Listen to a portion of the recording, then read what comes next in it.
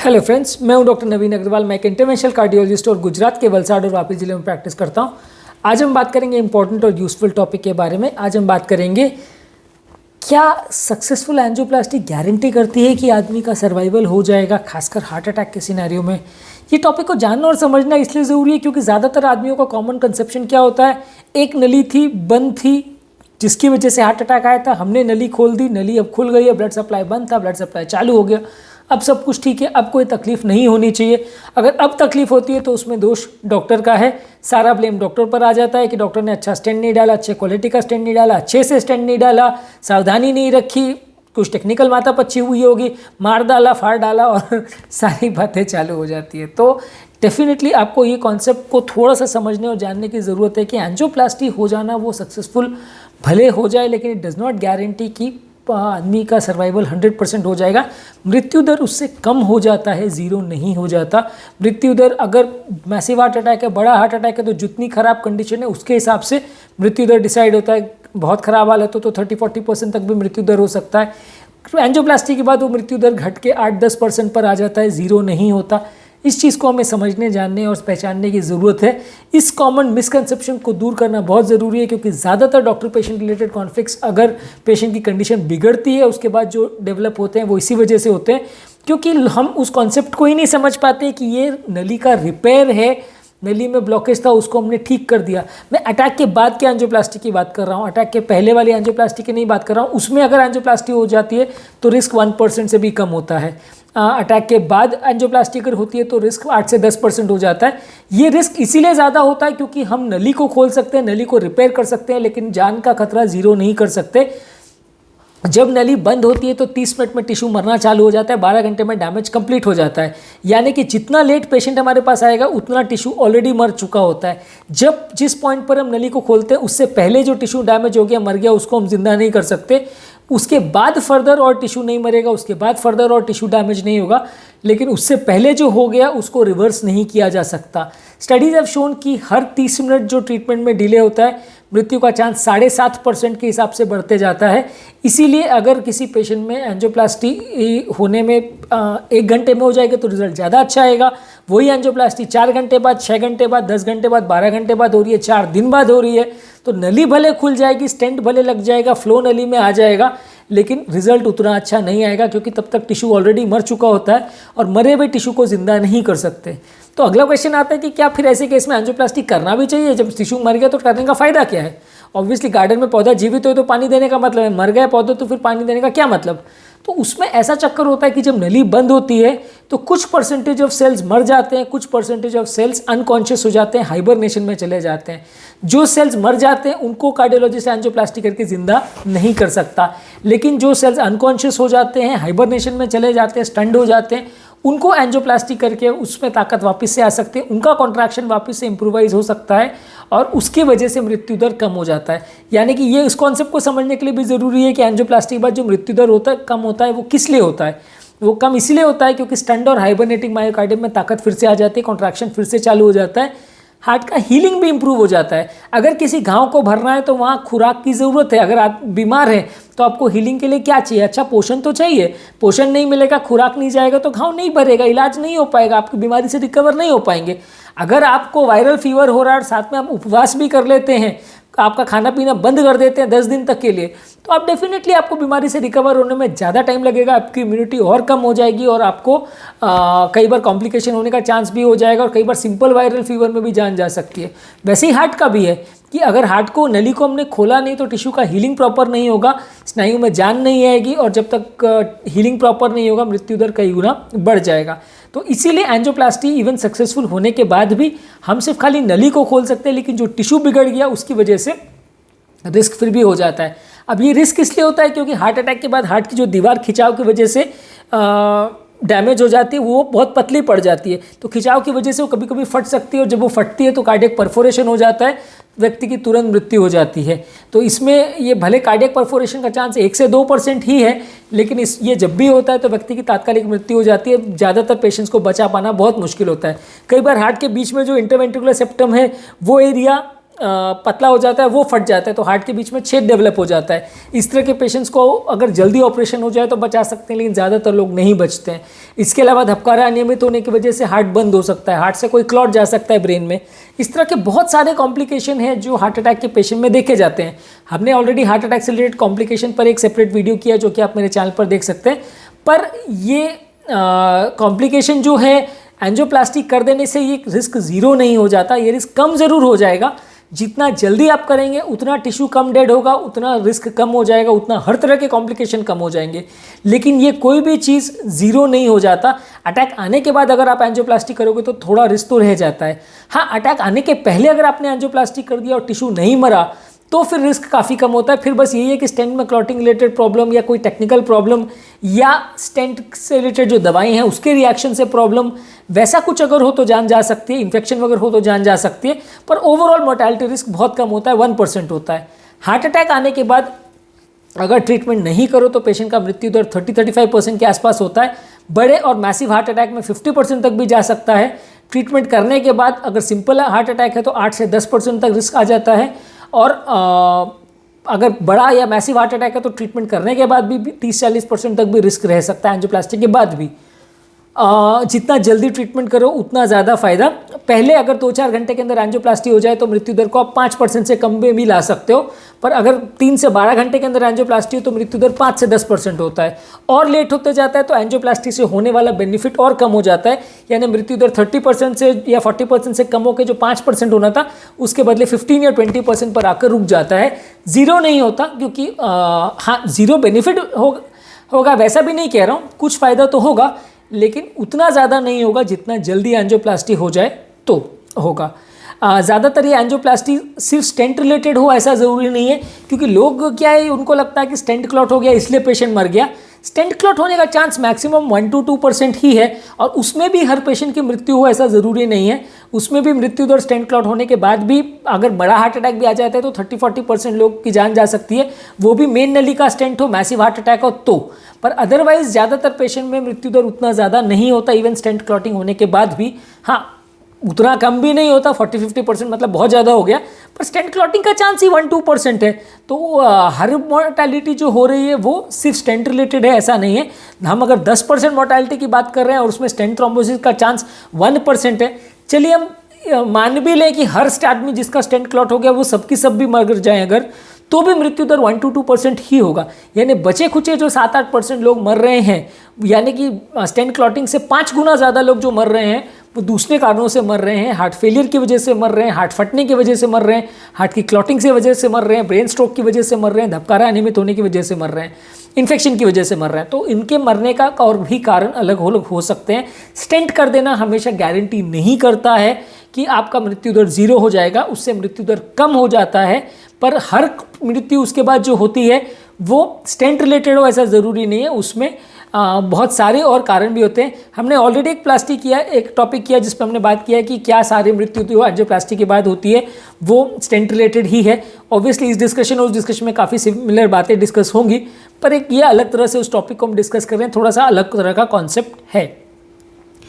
मृत्यु दर कम है या ज़्यादा, इसको डिटरमाइन करने में एक वायबिलिटी का भी कॉन्सेप्ट इंपॉर्टेंट होता है। ये जो मैंने आपको कह रहा था कि जल्दी ट्रीटमेंट करना ज़रूरी है, वो इसलिए है कि जितना टाइम होते जाता है उतना सेल्स मरते जाते हैं, यानी वो टिश्यू मर जाता है तो नॉन वायबल हो जाता है। जो नॉन वायबल टिश्यू है उसमें एंजियोप्लास्टी करने का उतना फ़ायदा नहीं होगा। जब तक टिश्यू वायबल है तब तक एंजियोप्लास्टी करने का फ़ायदा होगा। जब टिश्यू मर गया या डेड हो गया तो उसके बाद आप एंजियोप्लास्टी कर भी दे तो भी उतना फ़ायदा नहीं होगा। जैसा कि मैंने कहा कि गार्डन में पौधा जीवित हो तो पानी देने का मतलब है, मरे हुए पौधे में पानी देने का मतलब नहीं है। तो इसलिए अगर टिश्यू ज़्यादा डेड हो चुका है, वायबल नहीं है, तो वैसे केस में प्लास्टिक कई बार लोग नहीं भी करते हैं, दवा पर ही चलने देते हैं, क्योंकि वैसे केसेस में स्टेंट में क्लॉटिंग होने का चांस भी कई गुना बढ़ जाता है, प्रोसीजर रिलेटेड कॉम्प्लिकेशन होने का चांस भी कई गुना बढ़ जाता है, मृत्यु दर भी कई गुना बढ़ जाता है, और ट्रीटमेंट का भी उतना ज़्यादा फायदा नहीं होता जितना कि होना चाहिए। कई बार ऐसा होता है कि एरिया बहुत ज़्यादा नॉन वायबल हो गया है और वैसे केसेस में कंडीशन अगर थोड़ा ठीक हो तो आप बाद में प्लास्टिक कर सकते हो, लेकिन वैसे केसेस में ओवरऑल अगर पूरा आपको कॉन्फिडेंस है कि टिश्यू एरिया डेड हो चुका है और एमआरआई में भी अगर कंफर्म हो चुका है कि टिश्यू एरिया पूरा डेड हो चुका है, तो फिर कई बार प्लास्टिक करने का उतना फ़ायदा नहीं होता। हालांकि प्लास्टिक करने से एटलीस्ट ये ज़रूर फ़ायदा होता है कि वो नली फ्लो चालू हो जाता है, तो बाकी नलियों को अगर कल को कोई अटैक आता है तो उनको कोलैटरल सप्लाई वो ज़रूर दे सकता है। चलो वो जो एरिया सप्लाई कर रही है वो डेड हो भी गया, लेकिन वो बाकी नलियों को थोड़ा कोलैटरल सप्लाई दे के उनको एटलीस्ट अटैक से बचा सकती है, उसके अटैक के दौरान मृत्यु दर को कम कर सकती है। तो इसको एक ओपन आर्टरी हाइपोथेसिस बोलते हैं कि जिसकी वजह से अगर खुली नली है तो वो ज़्यादा बेनिफिट करेगी, लॉन्ग टर्म मृत्यु दर को कम करेगी, एज सच वो ज़ीरो नहीं करेगी मृत्यु दर को। अगर वो नली को बंद छोड़ देंगे तो मृत्यु दर ज़्यादा होगा, नली को खोल देंगे तो मृत्यु दर थोड़ा कम हो जाएगा। अब आते हैं इस पॉइंट पर कि क्या एक डॉक्टर गारंटी कर सकता है सर्वाइवल। कई बार प्लास्टिक से पहले लोग बोलते हैं साहब आप गारंटी बोलो तो हम प्लास्टिक करवाएंगे, इतना लाख रुपए खर्चा करें तो आप गारंटी बोलो कि मर जाएगा तभी हम करेंगे। पैसा खर्चे में लगता है, ट्रीटमेंट में लगता है, दवाई गोली में लगता है, स्टेंटिंग में लगता है, लेकिन पैसा खर्च कर देने से अगर हर इंसान की जान बच जाती तो अमीर आदमी कोई मरता ही नहीं। जो करोड़पति अरबपति लोग हैं वो भी मरते हैं, उनको भी बीमारी होती है। कई लोग ऐसे हैं जो बीमारी की वजह से मर जाते हैं, करोड़ों रुपए खर्चा करने के बाद भी मर जाते हैं। शायद यही फ़र्क है इंसान और भगवान में कि भगवान के पास चमत्कार करने की ताकत होती है, इंसान के पास नहीं होती है। इंसान बचाने की कोशिश कर सकता है लेकिन वो गारंटी कभी नहीं कर सकता। किस्मत खराब हो तो कई बार सब कुछ करने के बाद भी मृत्यु हो सकती है।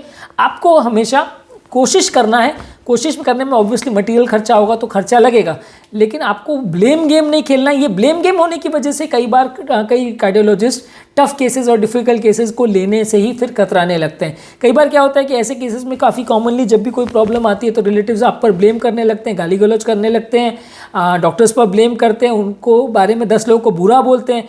उसकी वजह से डॉक्टर्स कई बार ख़राब केसेस को लेने से हेजिटेट करते हैं। जो केस पहले से उनको लगता है कि इसके बचने के चांसेस कम है, उनको वो सिविल हॉस्पिटल भेज देते हैं या दूसरे हॉस्पिटल भेज देते हैं। और मेजॉरिटी ऑफ ऐसे पेशेंट जो है वो शिफ्टिंग के दौरान ही मर जाते हैं, यानी रास्ते में ही मर जाते हैं। तो लोग मेडिको लीगल इशू से भी बचना चाहते हैं, क्योंकि ऐसे पेशेंट जब खराब होते हैं उसको डॉक्टर बचाने की कोशिश करते हैं, और जब वो पेशेंट मर जाता है तो पैसे कमाने की इच्छा में रिलेटिव्स कई बार झूठे केस कर देते हैं या फालतू के केस कर देते हैं कि डॉक्टर्स को अननेसेसरी परेशान करने के लिए या उनसे पैसा एक्सटॉर्ट करने के लिए। कई ऐसे पेशेंट्स हमने रिलेटिव्स देखे हैं जो ब्लैकमेल भी करते हैं कि आउट ऑफ कोर्ट सेटलमेंट कर लो, हमको 5-10 लाख दे दो, हमारा पेशेंट आपके यहाँ मर गया तो हमको कंपनसेशन दो। तो ऑब्वियसली डॉक्टर अगर ट्रीटमेंट कर रहा है उसमें टाइम लगा रहा है, खर्चा लगा रहा है, मटेरियल लगा रहा है, उसके बाद वो आपको किस बात का कंपनसेशन दे। डॉक्टर ट्रीटमेंट कर रहा है, आपको नहीं करवाना है, आप कहीं और चले जाइए, आपको विश्वास नहीं है कहीं और चले जाइए। डॉक्टर ने जानबूझ के पेशेंट को तो नहीं मारा, डॉक्टर ने आपकी कोई पर्सनल दुश्मनी तो नहीं है कि जिसके लिए वो मार दिया और आपका मुंह बंद करने के लिए वो आपको कंपनसेशन दे रहा है। लोग कोर्ट को धमकी की तरह से यूज़ करते हैं कि हम आपको परेशान करेंगे, कोर्ट लेके जाएंगे तो आप हमको कंपनसेशन में पैसा दो, नहीं तो हम आपको परेशान करेंगे। तो वैसे केसेस में फिर क्या है, डॉक्टर्स जहाँ पे भी रिलेटिव्स बहुत ज़्यादा आर्ग्यूमेंटेटिव होते हैं या उनको ऐसा लगता है कि रिलेटिव्स का रेपुटेशन अच्छा नहीं है, वो परेशान कर सकते हैं, तो वैसे केसेस को डॉक्टर्स अपना हाथ साफ करके उनको टच भी नहीं करते हैं। वैसे केस को उनको अपना पल्ला झाड़ लेते हैं और उनको दूसरे हॉस्पिटल भेज देते हैं कि ये केस मैनेज नहीं हो पाएगा, या सिविल हॉस्पिटल ले जाओ या कुछ और ऐसा कर लो। तो वैसे केस में ज़्यादातर लोग शिफ्टिंग में मर जाते हैं। At the end of the day नुकसान पेशेंट का ही होता है, क्योंकि इस तरह के झूठे केसेस में ज़्यादातर पेशेंट जीत कभी भी नहीं पाते हैं, अनलेस कोई डॉक्टर ने सच में कोई नेग्लिजेंस किया हो तो अलग बात है। पर otherwise majority of the cases में कोर्ट भी जानती है कि ये सारे झूठे केसेस ही होते हैं। कोर्ट ऑफ लॉ भी जानती है कि 90% ऑफ द केसेस जो फाइल होते हैं वो रिजेक्ट ही होते हैं, क्योंकि वो सिर्फ इसी इंटेंशन के साथ किए जाते हैं कि पैसा कमाया जा सके। फॉरेन कंट्री में भी ऐसा है, ऐसा नहीं कि अपनी पॉपुलेशन में ही ऐसा होता है, फॉरेन कंट्री में भी ऐसा ही होता है कि पैसे कमाने के लिए लोग केस करते हैं ऐसा। लेकिन उसकी वजह से क्या होता है कि डॉक्टर्स ख़राब केसेस नहीं लेते हैं, ऐसे केसेस को भगा देते हैं और ऐसे केसेस में फिर अननेसेसरी मृत्यु होती है, वैसे केसेस की भी जो बचाए जा सकते हैं। तो ऐसे माहौल में जहाँ पेशेंट की कंडीशन खराब है वहाँ पर आपको डॉक्टर पर ट्रस्ट करना ज़रूरी है। डॉक्टर बचाने का प्रयास कर सकता है, पर डॉक्टर की आपसे कोई पर्सनल दुश्मनी तो नहीं है कि आपको वो मार ही डालेगा। अगर आपको लग रहा है कि आपको इस डॉक्टर पर ट्रस्ट नहीं है तो पहले ही दूसरे हॉस्पिटल ले जाइए। पर आप जिस हॉस्पिटल में आए हो वहाँ पे आप ऑपरेशन करा रहे हो, फिर बाद में आप बोल रहे हो कि हमको ट्रस्ट नहीं, आपने मार डाला मेरे पेशेंट को, तो इसका कोई सेंस नहीं है। इसमें फिर अननेसेसरी मूड ही ख़राब होता है और अननेसेसरी फिर बाद में केओस ही क्रिएट होता है। मेजॉरिटी ऑफ द पेशेंट इसमें ज़्यादातर जो झगड़ा करते हैं वो दूसरे एक ये भी कारण से करते हैं कि पेशेंट की डेथ होने के बाद पेशेंट या रिलेटिव्स कोई भी बिल पे करना नहीं चाहते हैं, उसके लिए भी अननेसेसरी झगड़ा केओस करते हैं। उनको लगता है कि डॉक्टर की मार पिटाई कर दो, 2-4 शीशे तोड़ दो तो लाख-1.5 लाख का जो बिल है वो पूरा माफ़ हो जाएगा। तो अभी काफ़ी कॉमन हो गया है कि पेशेंट जानबूझ के इसलिए लड़ाई करते हैं कि वो पैसा पे करना नहीं चाहते हैं। वो ऑब्वियसली डॉक्टर ने ट्रीटमेंट किया, ये किया, तो मटेरियल का खर्चा डॉक्टर को कोई फ्री में थोड़ी मिलता है। तो डॉक्टर ने अगर ट्रीटमेंट किया है तो उस चीज़ का बिल तो होगा। ऐसा कैसे है कि पेशेंट की मोर्टेलिटी हो जाएगी तो फ्री थोड़ी हो जाएगा। आप गाड़ी दुकान से लेके गए और बाद में गाड़ी का एक्सीडेंट हो गया तो दुकानदार उसको फ्री थोड़ी कर देगा। ठीक है, आपको आपका इंश्योरेंस या जो है उससे पैसा मिल जाएगा, लेकिन डॉक्टर थोड़ी उसका पे करेगा या दुकान वाला थोड़ी पे करेगा आपका एक्सीडेंट हो गया तो वही चीज़ है कि डॉक्टर पर आपको भरोसा नहीं है तो मत लेके आइए पेशेंट को। पर लेके आने के बाद फिर अननेसेसरी पैसे के चक्कर में या न्यूसेंस क्रिएट करने के चक्कर में, बिल बचाने के चक्कर में आप जो केओस क्रिएट करते हैं, उसके बाद सेम प्रॉब्लम के लिए अगले 10 पेशेंट को भी भुगतना पड़ता है, क्योंकि डॉक्टर्स उन पर ट्रस्ट नहीं करते हैं और वैसे ख़राब केसेस को वो टच नहीं करते हैं। उसके बाद फिर प्रॉब्लम्स क्रिएट होती है। एक और चीज़ ये भी इशू आता है कि पेशेंट्स कई बार न्यूरोलॉजिकल स्टेटस के साथ पेशेंट की कंडीशन को कोरिलेट करते हैं कि मेरा पेशेंट जब आया था तब तो बात कर रहा था, अभी ऑपरेशन के बाद क्या हो गया कि वो सडनली कोमा में चला गया या मर गया। तो देखिए, हार्ट की बीमारी और ब्रेन की बीमारियों में फ़र्क है। अगर किसी को ब्रेन की बीमारी होगा तो वो बात नहीं करेगा, कोमा में जाएगा या जो भी है। पर हार्ट की बीमारी है तो जब तक हार्ट चल रहा है, बीपी जब तक जीरो नहीं हो जाता, तब तक आदमी बात भी करता रहेगा, खाना भी खाता रहेगा, पहचानता भी रहेगा। लेकिन जब हार्ट बंद होगा तो 3 सेकंड के अंदर आदमी बेहोश हो जाता है और 2-4 मिनट में आदमी खत्म हो जाता है। तो हार्ट का प्रॉब्लम ही यही है कि लास्ट मोमेंट तक भी आपको ऊपर से शक्ल देख के उतना नहीं पता चलेगा कि अंदर क्या चल रहा है। लेकिन ब्रेन का कंडीशन देख के आप ये नहीं जज कर सकते कि हार्ट की हालत कैसी है। कई लोग बोलते हैं कि साहब आप कैसे कह रहे हो, तो हार्ट फेलियर में पेशेंट तो बात भी कर रहा है, खाना भी खा रहा है, ये कैसे हार्ट फेलियर में हो सकता है? हार्ट फेलियर है तो कोमा में होना चाहिए। तो ऐसा कोई ज़रूरी नहीं है कि हार्ट फेलियर का पेशेंट है तो कोमा में रहेगा, या हार्ट फेलियर का पेशेंट है तो वो वेंटिलेटर पर ही रहेगा। हाँ, चांसेस होते हैं ऐसे पेशेंट के कोमा में जाने के, चांसेस होते हैं पेशेंट के वेंटिलेटर पर जाने के, लेकिन वो ज़रूरी नहीं है। और आप ब्रेन का स्टेटस को देख के जज नहीं कर सकते कि पेशेंट का हार्ट भी ठीक चल रहा है। तो ब्रेन के हिसाब से आप पेशेंट का ओवरऑल कंडीशन को आपको जज करने का प्रयास नहीं करना चाहिए। दूसरा चीज़ एक और ये भी मैंने ट्रेंड देखा है कि लोग कई बार एडवर्स ड्रग रिएक्शंस के लिए भी पेशेंट्स को ब्लेम करते हैं। यानी कि पेशेंट को अगर कोई दवा दिया, उसका रिएक्शन भी अगर हो गया तो भी उसके लिए वो डॉक्टर को ब्लेम करते हैं कि साहब ज़्यादा डोज दे दिया होगा इसलिए मर गया मेरा पेशेंट, या दवा का रिएक्शन हो गया, आपको देख के दवा देना चाहिए था, गर्म पड़ गई दवा। डॉक्टर्स यूजली जो स्टैंडर्ड प्रोटोकॉल होता है उसी हिसाब से दवा देते हैं। उनके आपसे पेशेंट से कोई दुश्मनी तो है नहीं कि बाकी पेशेंट को 2 ml देते हैं और आपको 10 ml देंगे, या बाकी को 10 ml देते हैं आपको 2 ml देंगे। वैसा तो कोई दुश्मनी नहीं है। वो तो जो स्टैंडर्ड डोज है उसी हिसाब से आपके पेशेंट को देगा। तो उसमें होने के बाद अगर कोई रिएक्शन हो जाए तो वो अनप्रिडिक्टेबल होता है, उसका डॉक्टर कुछ खास नहीं कर सकता, और उसके लिए अननेसेसरी आप ब्लेम गेम करते हैं तो फिर अगली बार डॉक्टर्स भी, सबकी अपनी फैमिली होती है, सबकी अपनी लाइफ होती है, सबका अपना पर्सनल वो रहता है। तो उसमें आप अगर अननेसेसरी वैसा केओस क्रिएट करते हैं तो उसके बाद फिर डॉक्टर्स का भी मूड खराब हो जाता है, और उसके बाद वो डॉक्टर्स की आदत में आ जाता है कि डॉक्टर्स फिर सब चीज़ों को प्रोफेशनल तरीके से देखते हैं। पेशेंट जो कई बार कहते हैं कि आप में मानवता मर गई है, आप पैसे के लिए ट्रीटमेंट कर रहे हो, पेशेंट्स कई बार इतने बुरे तरह से और इतने बार बार ऐसा बिहेव करते हैं कि आपके अंदर का वो सिंपैथी फैक्टर खत्म हो जाता है। जब पेशेंट हर बार पैसा बचाने के लिए झगड़ा करेंगे और पेशेंट हर बार कोर्ट की धमकी देंगे, तो उसके बाद अगला कोई भी पेशेंट आएगा तो डॉक्टर वैसे ही बोलेगा कि यार आपको करवाना है तो कराओ, नहीं तो ले जाओ, या आप साइन करके दो सबकी चीज़ की, आप प्रॉब्लम नहीं क्रिएट करोगे तो हम ट्रीटमेंट चालू करेंगे। क्योंकि पिछले 10 पेशेंट ऐसा कर चुके हैं, तो 11वें पेशेंट पर वो क्यों ट्रस्ट करेगा डॉक्टर? वो भी इंसान है।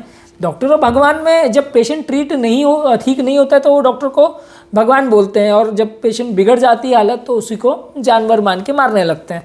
तो ये कॉमन प्रैक्टिस है और इसको आई थिंक पूरी तरह से गलत है। और जितना आप करेंगे over a period of time doctor patient relationships उतने खराब होंगे, और लॉन्ग टर्म्स उतना सबको ही भुगतना पड़ेगा, डॉक्टर्स को भी भुगतना पड़ेगा और पेशेंट्स को भी। मैं नहीं कहता कि डॉक्टर्स की कोई गलती नहीं है, बट डेफिनेटली ये मोर्टेलिटी के केसेस में यूजुअली ऐसे कोई जानबूझ के आपके पेशेंट को मार देता है, ऐसा नहीं है। तो आपको थोड़ा सा चीज़ों को समझने की ज़रूरत है। मेरे टॉपिक का बेसिक पर्पज़ ये है कि हार्ट अटैक से रिलेटेड मोर्टेलिटी का कॉन्सेप्ट हमने आपको समझाने की कोशिश की कि हर मोर्टेलिटी जो हार्ट अटैक की बात हो रही है वो स्टेंट रिलेटेड ही नहीं है। वो एंजियोप्लास्टी हो जाना वो सर्वाइवल को गारंटी नहीं करता है, वो रिस्क को कम करता है, जीरो नहीं करता है। इस चीज़ को आपको समझने की ज़रूरत है। मेरे चैनल का बेसिक पर्पज़ ये है कि हार्ट और हेल्थ से रिलेटेड साइंटिफिकली करेक्ट इन्फॉर्मेशन हम आपके लिए लाते हैं, ताकि इस तरह के कंटेंट के लिए आपको भटकना नहीं पड़े, आपको डॉक्टर्स और फ्रेंड्स और रिलेटिव्स पर डिपेंडेंट ना होना पड़े। डॉक्टर्स कई बार टाइम कंस्ट्रेंट की वजह से सारी चीज़ें नहीं बता पाते हैं, और फ्रेंड्स और रिलेटिव से मिली हुई इन्फॉर्मेशन कई बार आधी सही आधी गलत होती है, जिसको फॉलो करने से फ़ायदा होने के बदले कई बार नुकसान हो जाता है।